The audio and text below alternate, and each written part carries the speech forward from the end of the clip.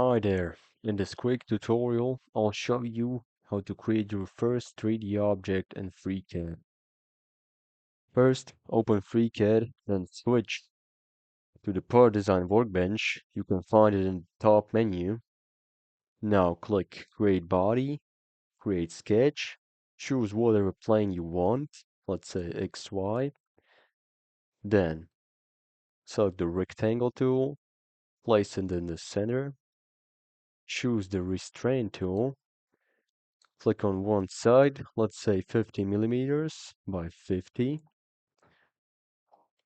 Now close the sketch. With your sketch selected, click Pad, and let's say 50 millimeters. Now you have a simple cube. Boom! Your first 3D object is done in FreeCAD. Quick and simple. Hit like if this helped and subscribe for more mini tutorials.